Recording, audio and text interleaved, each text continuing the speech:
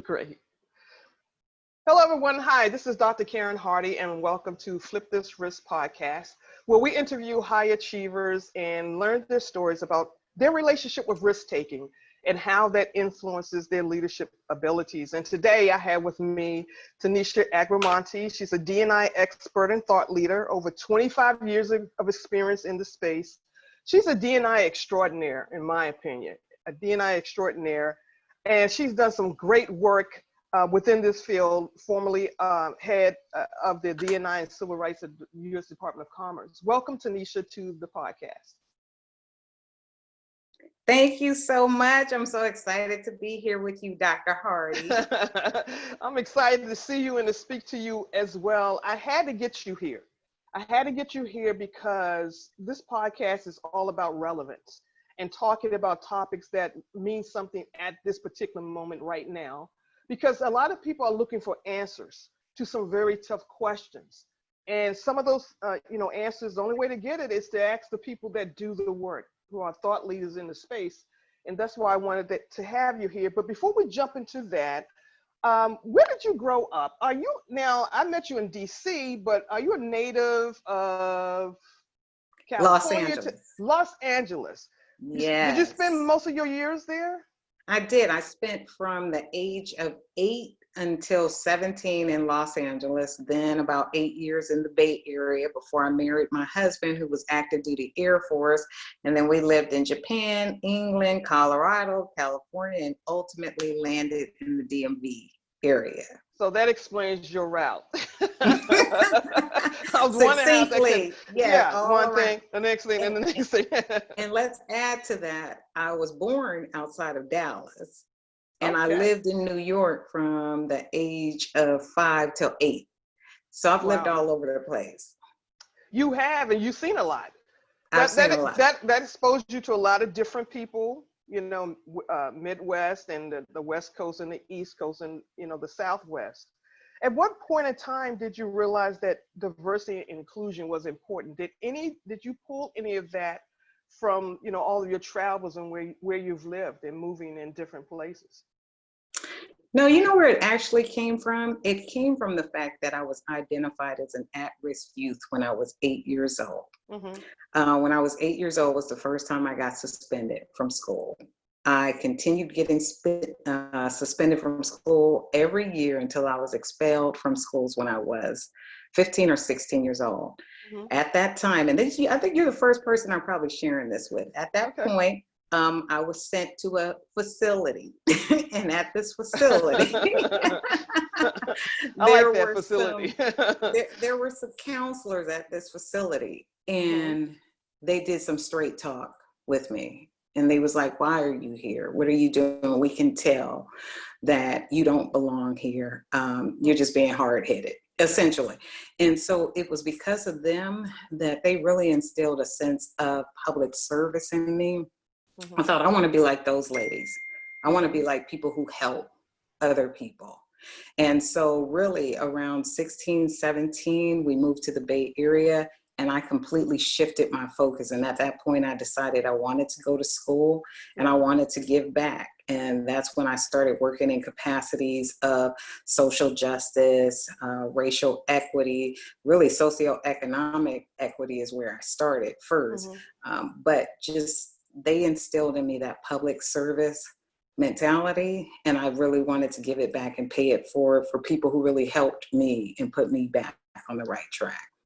That is an awesome story. I did not know that story, by the way. So thanks for sharing that. Yes. So just having that experience, that core experience for yourself and getting an understanding of, investing your energy in these, a lot of issues, right? What were you finding as you went through your career and working with different organizations? How did the D&I start to show up for you? So I think it first started showing up. First, I started off my career in EEO, so Equal Employment Opportunity, and a lot of that is about compliance work, right? Mm-hmm. And then when I was in grad school, I got exposed to this whole concept and notion of diversity management. And I was like, oh, this is really interesting. I like Mm-hmm. diversity because it goes beyond the compliance, right? And it was talking about the business case for doing diversity. And so I thought that might make it more palatable to work that we do in EEO, because a lot of people dislike the compliance piece of it, right? And it Mm-hmm. also was broader beyond race and gender and all those things. So then I would say probably about the early 2000s, you start seeing this show up in Mm-hmm. organizations where they're branching out and looking at diversity. And then that evolved to diversity and inclusion. Now we have terms like equity and belonging, right? So Yeah. it Yeah. continues to evolve. But I think, at least at this point, a lot of companies have at least accepted that there is a business case. You know, they've accepted the research that shows when you have a diverse workforce and you have people from all different lived experiences, different educational backgrounds, geographic regions, generations, all of that, that brings a richness of thought diversity to Mm-hmm. the workplace that yields tangible business outcomes. So I think most companies have accepted that now. So at least that's one stride. Right. But how do they measure that? So I know that the D&I, as you said, it has evolved, right? It's been diversity, different words, equity, belonging, all of that. So, you know, the terminology has changed, but what about the practices? Why haven't the practices changed within some of the organizations? Some of them are still struggling to make the connection between D&I and impact.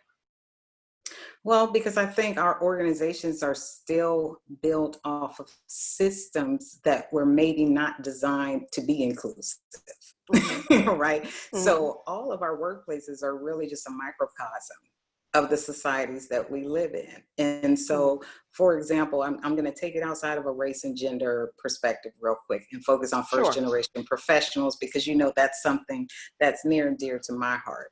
I Right. don't think workplaces, in terms of your standard organizational culture, we have learned are built on middle class values.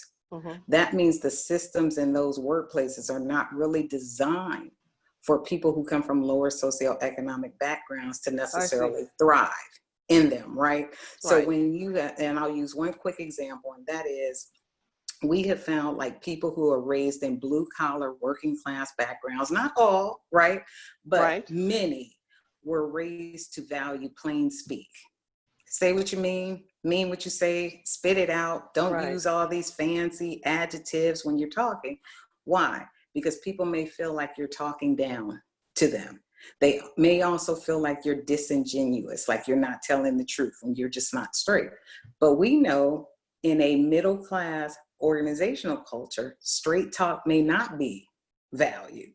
Right. How that Right. comes across is you're too brash, too direct, unpolished, Mm-hmm. right? You're not tactful, not diplomatic. And so we see that clash, not because one is inferior or superior, but it's just based on some norms that may not be someone else's norms, right? So I think when companies still struggle with policies, practices, or procedures that are not meant for everyone to be included and thrive, that's where we see the issues.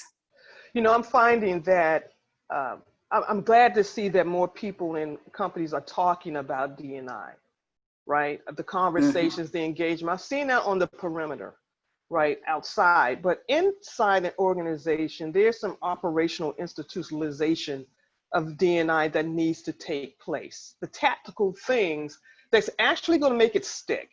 What are some of those tactical things that organizations can do to really make D&I prevalent and a measure of success within their organizations? I think some of the very tangible, tangible things, practical things that people can do is really focus first on the data. What does the data tell us, right? Mm-hmm. So a lot of times we'll hear people say, oh, we need more diversity. Well, what do we mean by we need more diversity? Do we need more thought diversity, geographic diversity, occupational diversity, parental diversity? What diversity? If we're really talking about those primary dimensions of diversity, race, gender, color, ethnicity, disability or ability, if that's what we're talking about, then we need to be able to name that so we Mm-hmm. can change that, right? So we have to understand, we have to go where the data takes us. So first, who's in our workforce, right? Who's represented, and then where are they represented at?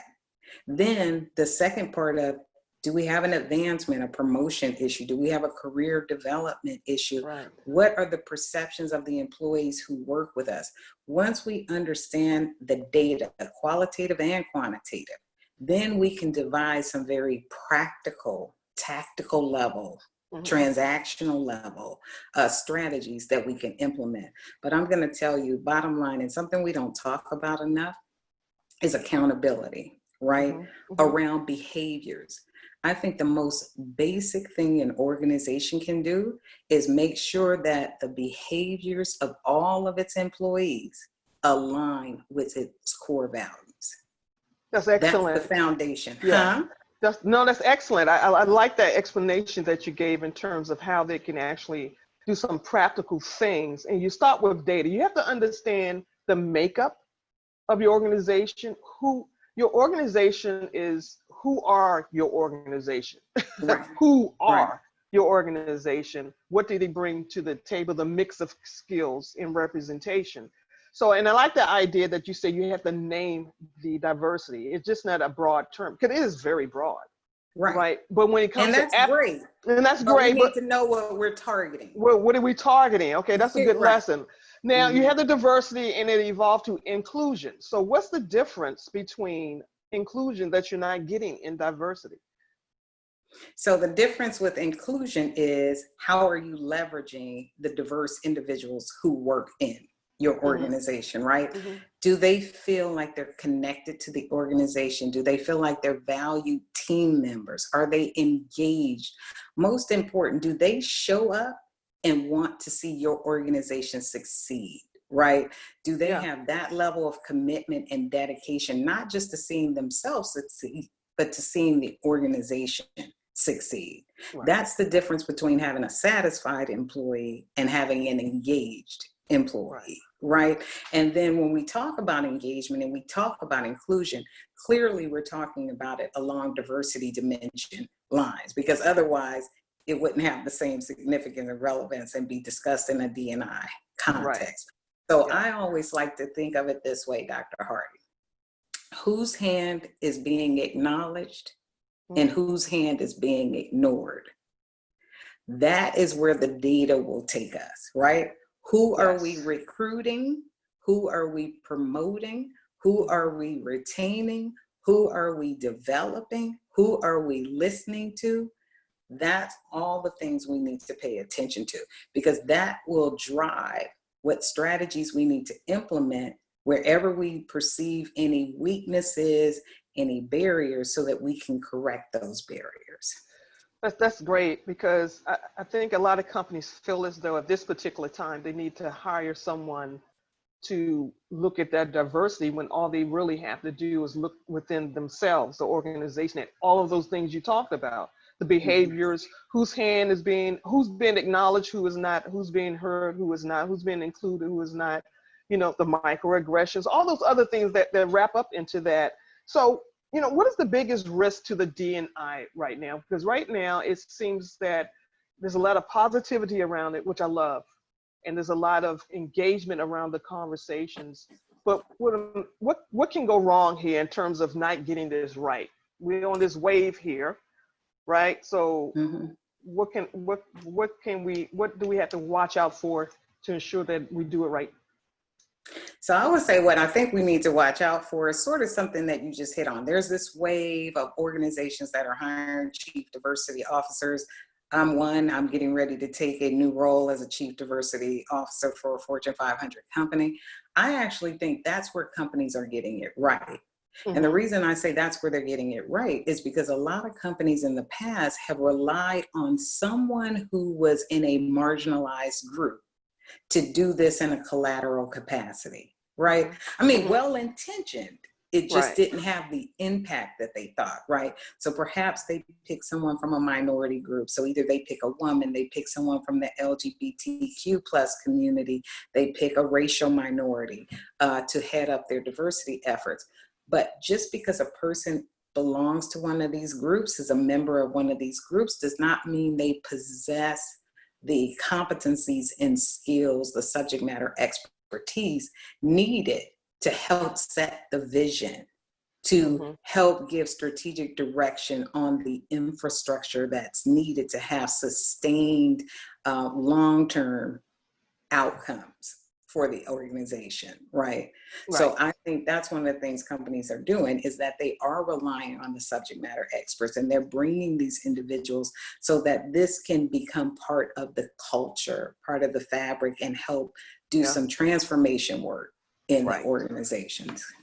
Now, I come from the risk management profession, of course, and managing risk within an organization is very important. How do you elevate the D&I? Because the organizations are dealing with a lot of risk, okay?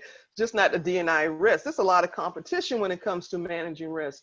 What are some tactical things I know that I've seen and actually have instituted, but you think are very useful in terms of making sure the D&I issues stay on the radar of leadership? Well, first and foremost, I think all businesses have to recognize that D&I is a business imperative. That's the reality. And I like to look at the business imperative through 3 pillars: people, culture, and business, right? That if you look at those 3 key areas through a diversity lens, you'll be able to determine the risk just like you do with all your other business outcomes, goals, right? So I think when people fail to recognize the value of having a diverse workforce and leveraging the innovation that can come from having a diverse workforce, they are missing out on that opportunity gap so identified. Yeah. So let me give you a plain example. When I worked for the Small Business Administration, we had an openly gay African-American male senior executive service member. And he came up with an idea to launch an LGBTQ plus small business owner tour.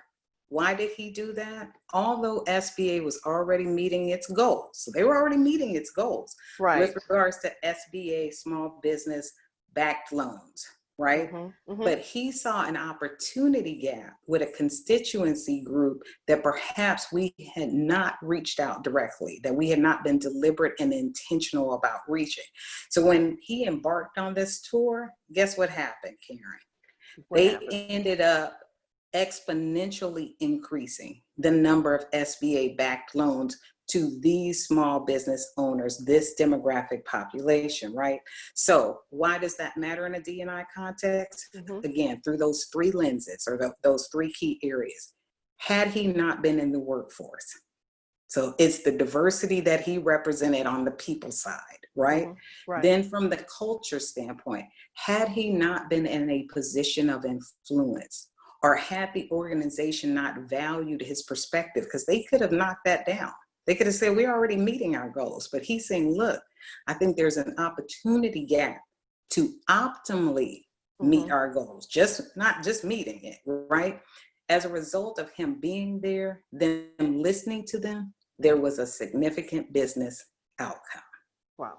That's a great case study that hopefully a lot of organizations will look at in terms of instituting the D&I impact model is what I would think of it is, within the organization to make that change. In terms of reputation and moving forward in the D&I space, what do you think is going to happen within the next 3-5 years within the space? So I think where we're going with this is talking about reputational risks, perhaps.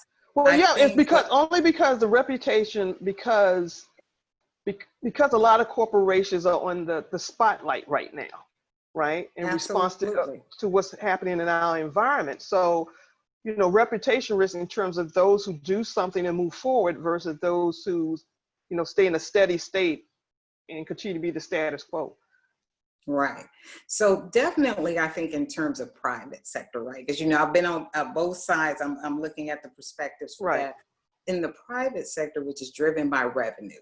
Right. So really, reputational harm is huge from the standpoint of there is a potential revenue loss associated with having a bad reputation, especially when we think about like Gen Z. They very much attach their consumer habits to brands and whether or not that brand has a social justice stance, whether or not they're thinking about the environment, all of Right. these things. So they look to brands to see which brand will they support based on their carbon footprint, based on, again, social justice stances. So you risk losing consumers when your reputation is harmed in the area of being an organization that's not known for hiring diverse Right. people, or an organization where discrimination and harassment is pervasive in your organization, or Right. where you mistreat your customers, your consumers. That gets out now, especially with social media. Your reputation, it only takes a viral tweet, That's all a it takes. Yeah. viral video or something. And Yeah. I mean, so that's significant revenue loss for an organization. So that reputational harm also, it prevents you from hiring more diverse candidates. Because if you do not have a reputation for treating the diversity you currently have with dignity, respect, fairness, and equity, then you risk bringing on other ones and you risk them leaving. So it's the risk of turnover, it's the cost of turnover, right? Yeah. So I hope I answered that, but No, that was excellent. You did answer that. And before we close a little bit, I did want to talk a little bit about more about the future of D&I and places where it's showing up where I would never think about D&I. We had, previous to the interview, we're talking about product development. You had some thoughts about that. I was fascinated by that, where that conversation was going. Right. Again, I love to think of D&I holistically. You focus on the people, you focus on the culture, and then there's that business side, or either there's how they all integrate, together, and you have synergy. On the product development side, we've seen this, right, in the news, the reputational harm around brands that perhaps develop some clothing that some groups felt were insensitive, to them, or where there are some brands where people felt they co-opted African-American culture or appropriated African-American culture without giving appropriate recognition to that community. Then there are also things like there's a company that produced a hand soap dispenser for commercial use in bathrooms. What they found out after they had already developed, after they had already made them and they've already sold and distributed them, is guess what? For some reason, the soap wasn't coming out when Black people would wave their hands. Darker hued people would wave their hands. And that's because of whatever technology they used could not penetrate the skin on darker hued skin. That's interesting. And so then they found out, oops, doesn't work on all people. So that probably was an opportunity for that company to do two things, again, on these three areas. One, have more diversity within their workforce who would have been on that product development team in the early phases and potentially give that perspective. Also, when they were testing the product, to make sure that they included diverse people to ensure there will be no issues. So not only diversity along race, diversity along ability, because what if someone with a disability, for whatever reason, was unable to reach the hand dispenser or something like that?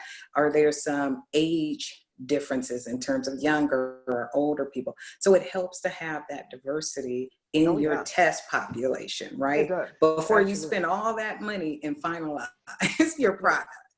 Yeah, you definitely want to do. I've seen that. I've talked to marketers. I've had interviews with other people on other podcasts, and we talked about marketing and having, things vetted before they go out the door, and having diversity of thought at the table to make sure, you asking the right questions, right? Right. But I want to make sure people understand that D&I is just not for corporations. It's just not for private industry. It's for in the microcosm of the whole conversation with D&I. Small businesses have to practice D&I. Podcast owners like myself, have to have a diverse thought of guests that come in to talk about different things. Diversity is everyone's responsibility. It's just not a company responsibility. And I believe that how we practice it individually we carry that behavior into our organizations, or we carry that thought into the organizations. So we have to check ourselves at the individual level as we go and integrate into these organizations that we either lead or influence or supervise or mentor, within, at different levels within the organization. Do you have any final thoughts for the audience before we sign off? I think I'm going to piggyback on what you just said. When I was Okay. at the Department of Commerce, I led my team in coming up and launching the Inclusion is on Us campaign. Mm-hmm. And it is about everything you just said. The recognition at the core is that inclusion is on each and every one of us. That every employee in a business, in an organization, has the power and influence to effectuate change, right? Yeah. And Yeah. many times we're just looking to the senior leaders to set the tone, and that's very important. Don't get me wrong. But it's Right. not just their responsibility. It's not just the responsibility of the VP of HR. It's not just the responsibility of the Chief Diversity Officer, because at the end of the day, I have the power and influence to make my colleague feel welcomed in the workplace, to make them feel included, their voice. When it comes to bystander intervention, when I'm in a staff meeting, and if I see someone's voice is not being heard, or I see someone has been offended or they're treated unfairly, I have the power to say something and interrupt that behavior, right? And so it's not just any one person's responsibility, it's on all of us. And I will end with, and in every sector, right? Yes. In my last example, again, first gen, had a first gen PhD employee at one of the research agencies, and they were doing research on sleep deprivation and the impact on truck drivers. So as part of the team, she said, "Did you ask for both sets of books?" And they were like, "Both sets of books?" She said, "Yeah, I grew up around truck drivers. I know that if they get pulled over, they have one set of books they show to the cops, and they have another set that they keep for them." Now, mind you, this is before GPS they put in the truck. It had to be. but the point being, this is someone who comes from humble, blue-collar, working-class backgrounds, right? Who's now in a position in the workforce to help influence outcomes on research that will impact all of our nation's truck drivers and all the people who are on the roads with them to ensure safety. If she did not feel comfortable that she could reveal that part of her identity, her lived experience, she would not have been able to add value that made sure that the outcomes of that research were balanced, accurate, and comprehensive. Awesome. That is awesome. Awesome story and awesome insights. I want to thank you for your time today, Tinisha. I really do appreciate helping our audience understand more about the D&I and how important it is, especially at this particular time, but just not for now. I hope this is a long-term commitment across the board, from big companies to small companies to individuals.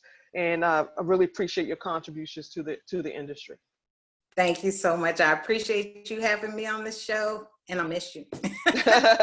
Well, thank you so much. And thank you everyone for tuning in to Flip This Wrist. You can check us out at flipthiswrist.tv at any time. I'm Dr. Karen Hardy, and I'll see you next time.